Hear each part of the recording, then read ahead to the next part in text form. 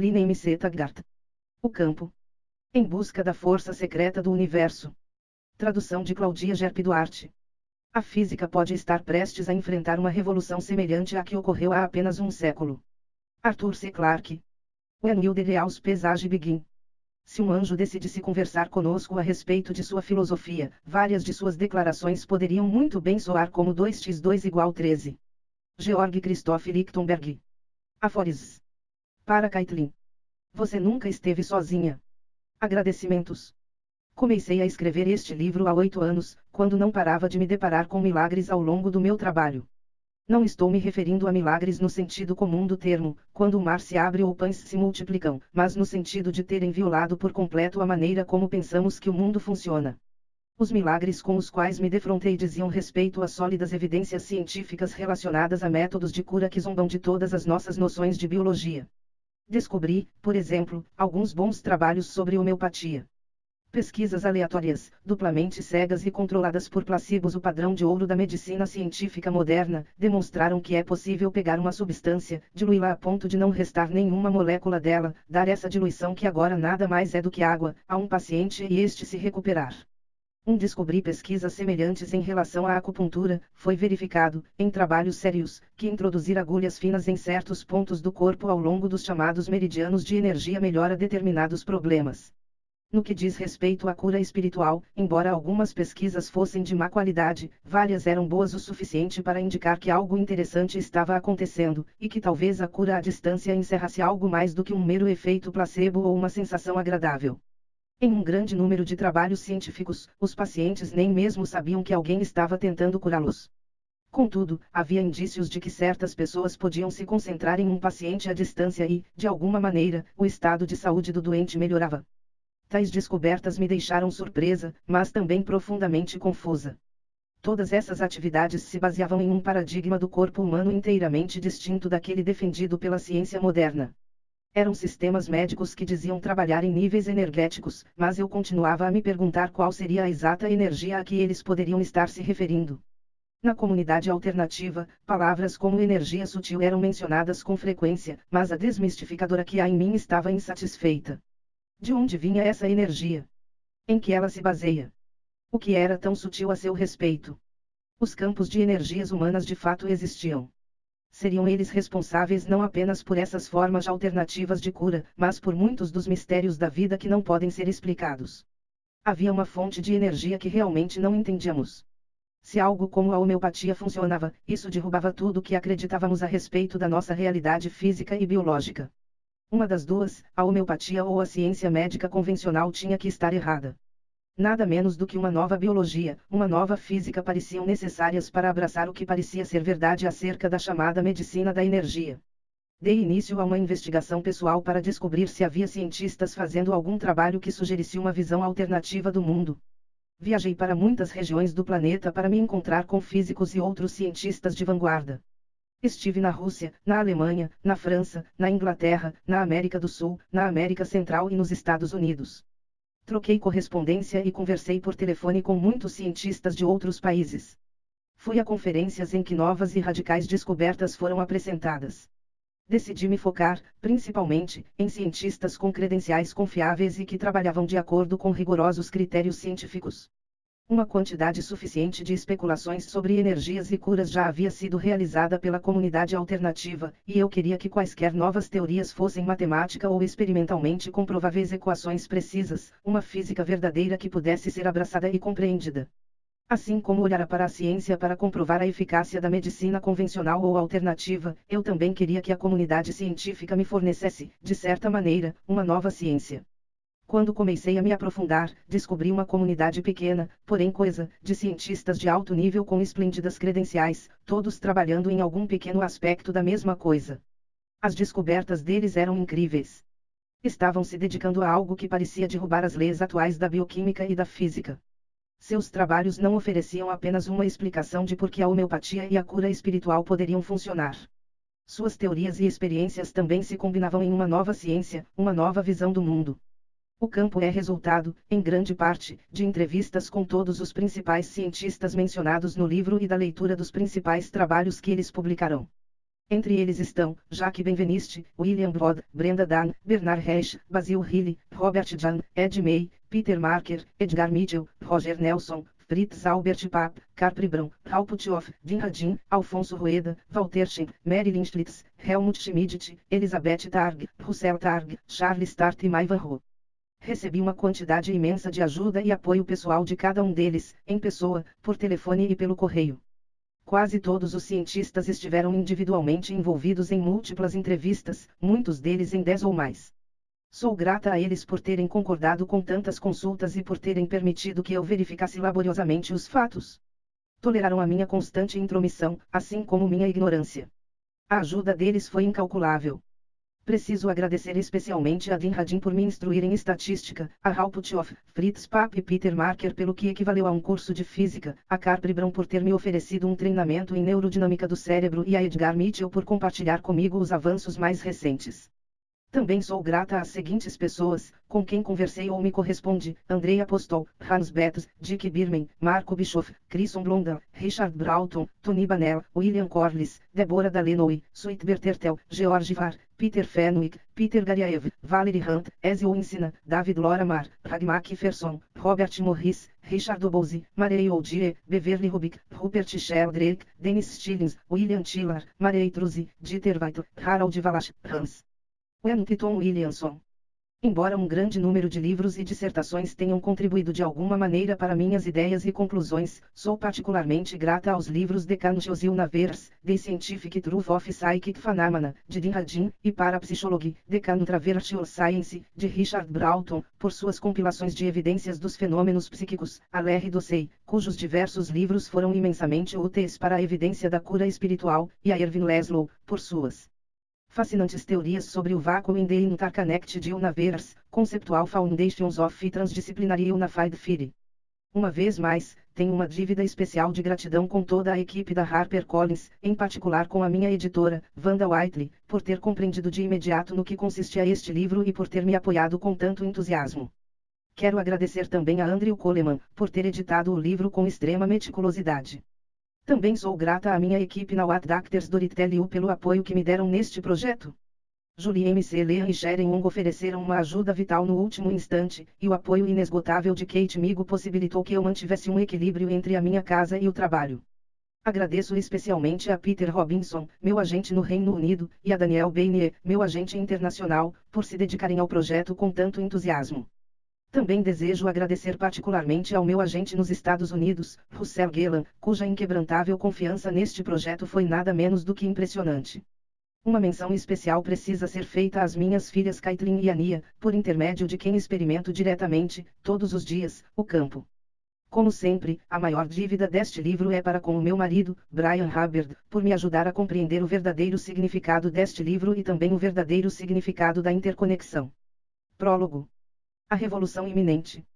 Estamos equilibrados na iminência de uma revolução tão ousada quanto a descoberta da relatividade por Einstein. Estão emergindo na fronteira da ciência novas ideias que desafiam tudo o que acreditamos a respeito da maneira como o nosso mundo funciona e de como definimos a nós mesmos. Estão sendo feitas descobertas que comprovam o que a religião sempre sustentou, ou seja, que os seres humanos são bem mais extraordinários do que um agrupamento de carne e ossos. Em sua base essencial, essa nova ciência responde a perguntas que deixaram os cientistas perplexos durante centenas de anos. Em sua parte mais profunda, trata-se de uma ciência do miraculoso. Há várias décadas, cientistas respeitados de diversas disciplinas ao redor do mundo vêm conduzindo experiências bem planejadas cujos resultados contrariam a biologia e a física atuais. Em conjunto, essas pesquisas nos oferecem informações copiosas acerca da força organizadora central que governa o nosso corpo e o resto do cosmos. O que eles descobriram é nada menos do que impressionante. Em nossa essência mais elementar, somos uma carga de energia. Os seres humanos e todas as coisas vivas são uma coalescência em um campo de energia conectado a todas as outras coisas que existem no mundo. Esse campo de energia pulsante é o mecanismo central do nosso ser e da nossa consciência, o alfa e o ômega de nossa existência. Não existe uma dualidade eu e não eu do nosso corpo em relação ao universo, mas apenas um único campo fundamental de energia. Esse campo é responsável pelas funções superiores de nossa mente, a fonte de informações que orienta o crescimento do nosso corpo. Ele é o nosso cérebro, o nosso coração, a nossa memória, na verdade, ele é um projeto do mundo para toda a eternidade. O campo é a força, e não micróbios ou genes, que determina se estamos saudáveis ou doentes, a força que precisa ser utilizada para que possamos ficar curados. Estamos conectados e envolvidos com o nosso mundo, somos inseparáveis dele, e a nossa única verdade fundamental é o nosso relacionamento com ele. O campo, como Einstein certa vez o chamou sucintamente, é a única realidade. Até o momento, a biologia e a física têm sido serviçais dos conceitos defendidos por Isaac Newton, o pai da física clássica. Tudo o que acreditamos a respeito do nosso mundo e do lugar que ocupamos nele deriva de ideias formuladas do século XVII, mas que ainda compõem a espinha dorsal da ciência moderna, teorias que apresentam todos os elementos do universo como sendo isolados uns dos outros, divisíveis e de todo independentes. Essas concepções, em sua essência, criaram uma visão de mundo de separação.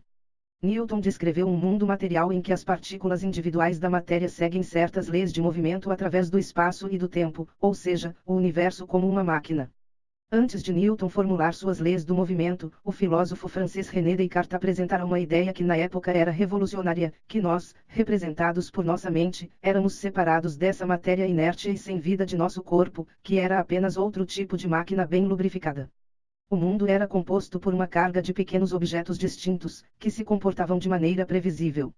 O mais separado deles era o ser humano.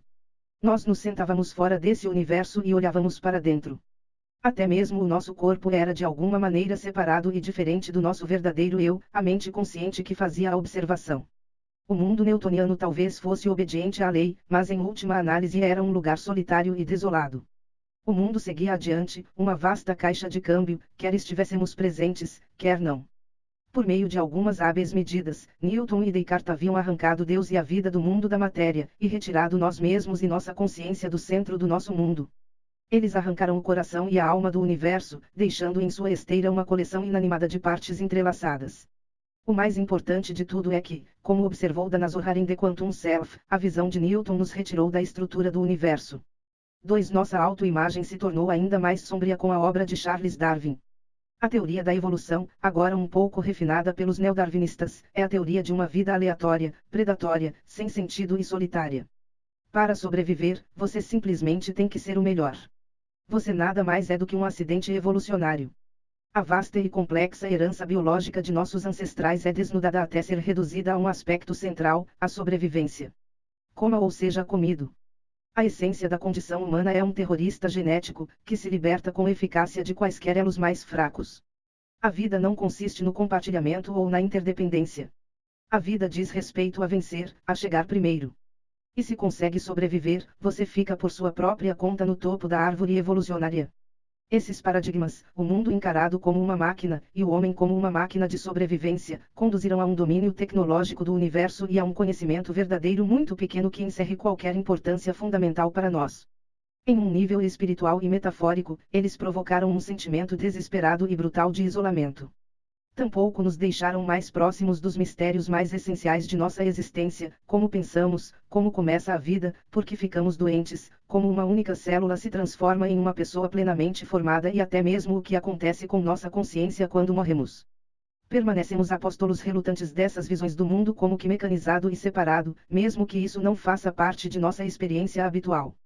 Muitos de nós buscam se proteger do que encaramos como o fato adverso e nihilista de nossa existência na religião, que pode nos oferecer alguma ajuda com seus ideais de unidade, comunhão e propósito, mas por intermédio de uma visão de mundo que contraria a opinião defendida pela ciência. Qualquer pessoa que esteja buscando uma vida espiritual precisa lutar com essas concepções de mundo opostas e tentar, infrutíferamente, conciliá-las. Esse mundo de separações deveria ter sido destruído de uma vez por todas pela descoberta da física quântica na primeira parte do século XX. Quando os pioneiros da física quântica esquadrinharam a essência da matéria, ficaram impressionados com o que viram. Os fragmentos mais minúsculos da matéria não eram nem mesmo matéria, como a conhecemos, não eram nem mesmo algo fixo, mas às vezes uma coisa e às vezes outra bem diferente. E mais estranho ainda é que eles eram com frequência muitas coisas possíveis ao mesmo tempo. No entanto, o mais importante é que essas partículas subatômicas, isoladamente, não possuíam sentido nenhum, só significavam alguma coisa se estivessem relacionadas com todo o resto. Em sua essência mais básica, a matéria não podia ser desmembrada em pequenas unidades independentes, sendo completamente indivisível. Só era possível compreender o universo como uma rede dinâmica de interligações. As coisas que em algum dia estiveram em contato permaneciam sempre em contato através de todo o espaço e de todo o tempo. Na verdade, o tempo e o espaço pareciam ser conceitos arbitrários, não mais aplicáveis a este nível do mundo. Na realidade, o tempo e o espaço como os conhecemos não existiam. Tudo que aparecia, até onde os olhos conseguiam enxergar, era um longo cenário do aqui e agora. Os pioneiros da física quântica, Erwin Rödinger, Werner Heisenberg, Niels Bohr e Wolfgang Pauli, tinham uma pista do território metafísico que haviam violado. Se os elétrons estavam conectados simultaneamente em toda parte, isso indicava algo profundo a respeito da natureza do mundo como um todo. Os cientistas se voltaram para textos de filosofia clássica na tentativa de compreender a verdade mais profunda sobre o estranho mundo subatômico que estavam observando. Pauli examinou a psicanálise, os arquétipos e a cabala, Bohr, o Tao e a filosofia chinesa, Rödinger, a filosofia hindu, e Heisenberg, a teoria platônica da Grécia Antiga. 3. Não obstante, uma teoria coerente das implicações espirituais da física quântica permaneceu além do alcance desses estudiosos. Niels Bohr pendurou uma placa em sua porta com os dizeres proibida a entrada de filósofos. Gente trabalhando. A física quântica continha outra questão bastante prática e inacabada. Bohr e seus colegas só avançaram até certo ponto em suas experiências e entendimentos. As experiências que haviam realizado para demonstrar esses efeitos quânticos ocorreram em laboratório, com partículas subatômicas sem vida. A partir dali, os cientistas que o sucederam partiram do princípio de que esse estranho mundo quântico só existia no mundo da matéria sem vida. Qualquer coisa viva ainda funcionaria de acordo com as leis de Newton e Descartes, concepção essa que inspirou toda a medicina e biologia modernas. Até mesmo a bioquímica depende da força newtoniana e da colisão para funcionar. E o que dizer de nós? De repente, havíamos nos tornado fundamentais para todos os processos físicos, mas ninguém reconhecera esse fato plenamente. Os pioneiros quânticos haviam descoberto que o nosso envolvimento com a matéria era crucial. As partículas subatômicas existiam em todos os estados possíveis até que as perturbássemos, observando-as ou medindo-as, e nesse ponto, elas afinal se estabilizavam em algo real. A nossa observação, a nossa consciência humana, era absolutamente fundamental para que esse processo de fluxo subatômico de fato se tornasse algo definido, mas não fazíamos parte dos cálculos matemáticos de Heisenberg ou Rödinger. Eles compreenderam que éramos de algum modo muito importantes, mas não sabiam como nos incluir. No que dizia respeito à ciência, ainda estávamos do lado de fora olhando para dentro. Os fios soltos da física quântica nunca foram amarrados em uma teoria coerente, e a física quântica foi reduzida a uma ferramenta extremamente bem-sucedida da tecnologia, vital para a fabricação de bombas e para a eletrônica moderna. As implicações filosóficas foram esquecidas, e tudo o que restou foram as vantagens práticas. A maioria dos físicos de hoje se mostraram dispostos a aceitar, sem uma análise mais profunda, a natureza bizarra do mundo quântico, pois os processos matemáticos, como a equação de Rödinger, funcionam bastante bem. Mas balançaram a cabeça diante da qualidade contra-intuitiva de tudo aquilo. 4. Como poderiam os elétrons estar em contato com tudo ao mesmo tempo? Como poderia um elétron não ser uma coisa definida enquanto não fosse examinado ou medido? Como poderia, na verdade, qualquer coisa ser concreta no mundo, se era ilusória assim que começávamos a examiná-la mais de perto? A resposta deles foi dizer que havia uma única verdade para tudo o que era pequeno e outra para tudo o que era muito maior, uma verdade para as coisas vivas, outra para as coisas inanimadas, e aceitar essas aparentes contradições da mesma forma como poderíamos aceitar um axioma básico de Newton. Essas eram as regras do mundo e deveriam simplesmente ser aceitas sem discussão. A matemática funciona, e isso é tudo o que importa. Um pequeno grupo de cientistas espalhado pelo planeta não estava nada satisfeito em continuar lidando automaticamente com a física quântica. Eles exigiam uma resposta mais adequada para muitas das grandes perguntas que haviam sido deixadas sem resposta. Eles prosseguiram com suas investigações e experiências a partir do ponto em que os pioneiros da física quântica haviam parado e começaram a fazer um exame mais profundo. Vários deles repensaram algumas equações que sempre haviam sido descartadas na física quântica. Essas equações correspondiam ao campo de ponto zero, um oceano de vibrações microscópicas no espaço entre as coisas. Eles perceberam que se o campo de ponto zero fosse incluído em nossa concepção da natureza mais fundamental da matéria, o suporte do universo seria um agitado mar de energia, um vasto campo quântico. Se isso fosse verdade, tudo estaria interligado por algo como uma teia invisível. Eles também descobriram que éramos formados pelo mesmo material básico. No nível mais fundamental, os seres vivos, inclusive os seres humanos, eram pacotes de energia quântica que trocavam constantemente informações com esse inexaurível mar de energia. Os seres vivos emitiam uma radiação fraca, e esse era o aspecto mais crucial dos processos biológicos. As informações a respeito de todos os aspectos da vida, desde a comunicação celular até o vasto conjunto de controles do DNA, eram retransmitidas por meio de uma troca de informações no nível quântico. Até mesmo nossa mente, esse outro supostamente tão extrínseco às leis da matéria, operava de acordo com processos quânticos. O pensamento, o sentimento, todas as funções cognitivas superiores, estavam relacionadas com as informações quânticas que pulsavam simultaneamente por nosso cérebro e nosso corpo. A percepção humana ocorreu devido às interações entre as partículas subatômicas de nossos cérebros e o mar de energia quântica. Ressoávamos literalmente com o nosso mundo. As descobertas desses cientistas foram extraordinárias e heréticas. De uma vez só, desafiaram várias das leis mais básicas da biologia e da física. Talvez tenham descoberto nada menos do que a chave para todo o processamento e troca de informações em nosso mundo, da comunicação entre as células à maneira de ver o mundo como um todo. Eles sugeriram respostas para algumas das questões mais profundas da biologia, da morfologia humana e da consciência viva. Aqui, no suposto espaço morto, possivelmente residia a chave da própria vida. Eles forneceram evidências de que todos estamos ligados uns aos outros na base do nosso ser. Demonstraram por meio de experiências científicas que talvez haja uma força vital circulando pelo universo, algo que tem sido alternadamente chamado de consciência coletiva ou, como os teólogos o denominarão, de Espírito Santo. Esses cientistas apresentaram uma explicação plausível para todas as áreas em que a humanidade tem tido fé ao longo dos séculos sem, no entanto, conseguir obter nenhuma evidência confiável, ou uma justificativa adequada, da eficácia da medicina alternativa e das preces até a vida após a morte. De certo modo, eles nos ofereceram uma ciência da religião. Ao contrário da visão de mundo de Newton ou Darwin, a perspectiva desses cientistas estimulava a vida. Eram ideias que poderiam nos fortalecer com suas implicações de ordem e controle. Não éramos simples acidentes da natureza. Havia um propósito e uma unidade em nosso mundo e no lugar que ocupávamos nele, e tínhamos uma influência considerável em tudo isso. O que fazíamos e pensávamos era importante, na verdade, era fundamental para a criação do nosso mundo. Os seres humanos não estavam mais separados uns dos outros. Não havia mais nós e eles. Já não estávamos na periferia do universo, do lado de fora olhando para dentro. Poderíamos ocupar o nosso lugar legítimo, regressar ao centro do mundo. Essas ideias eram a substância da traição. Em muitos casos, esses cientistas tiveram que travar uma batalha defensiva contra um grupo dominante, obstinado e hostil. Essas investigações vêm acontecendo há 30 anos, em grande medida não reconhecidas ou refreadas, mas não por causa da qualidade do trabalho.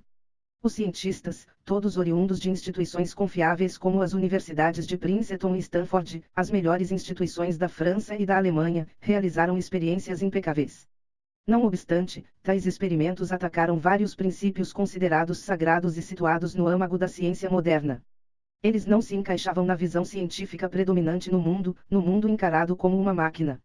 Reconhecer essas novas ideias exigiria que nos livrássemos de grande parte do que a ciência moderna acredita e, em certo sentido, que começássemos do zero. A velha guarda nem quis ouvir falar dessas teorias, que não se encaixavam na visão de mundo delas e, portanto, estavam necessariamente erradas. Contudo, já é tarde demais. A revolução é irreversível. Os cientistas que foram destacados em o campo são apenas alguns dos pioneiros, uma pequena representação de um movimento mais amplo. Muitos outros estão vindo em seus rastros, desafiando, experimentando e modificando seus pontos de vista, envolvidos com o trabalho com o qual todos os verdadeiros exploradores se envolvem.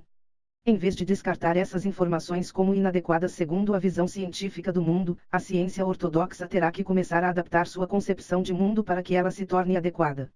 É chegada a hora de relegar Newton e Descartes aos seus devidos lugares, isto é, o de profetas de uma visão histórica hoje superada.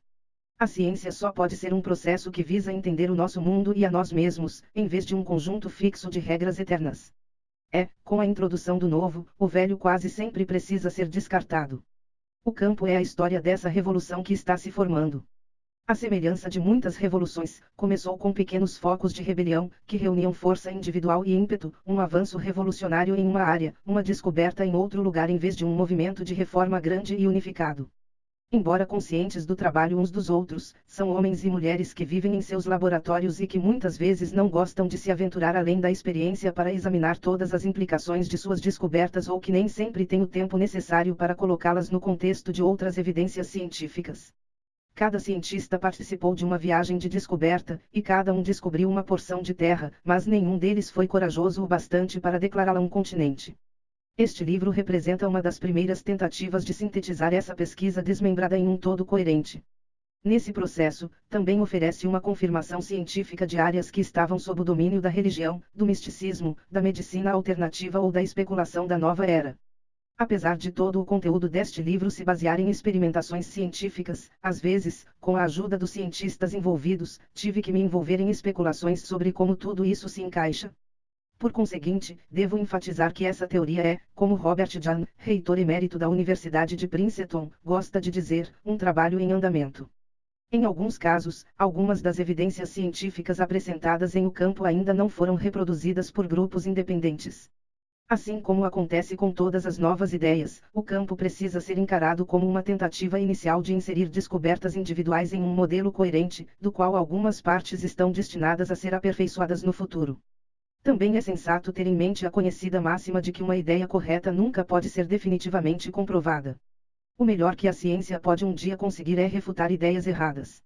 Muitos cientistas com boas credenciais e métodos de provas adequados fizeram várias tentativas de desacreditar as novas ideias elaboradas neste livro, mas até agora ninguém obteve êxito. Até que sejam desacreditadas ou aprimoradas, as descobertas desses cientistas permanecem em vigor. Este livro foi escrito para um público leigo, e com o intuito de tornar compreensíveis noções bastante complicadas, precisei, com frequência, procurar metáforas que representam apenas uma grosseira aproximação da verdade. Às vezes, as novas e radicais ideias apresentadas exigirão paciência, e não posso prometer que a leitura será sempre fácil. Uma série de noções são bastante problemáticas para os newtonianos e cartesianos entre nós, acostumados como estamos a pensar em tudo no mundo como separado e inviolável. Também é importante enfatizar que nada do que está aqui foi descoberto por mim. Não sou cientista. Sou apenas a repórter e, ocasionalmente, a intérprete. Os aplausos vão para os homens e mulheres dos laboratórios, em grande medida desconhecidos, que desenterraram e compreenderam o extraordinário no desenrolar do dia a dia. Muitas vezes, sem que nem mesmo eles entendessem completamente, seus trabalhos transformaram-se em uma busca da física do impossível. Linnie M. C. Taggart, Londres, julho de 2001.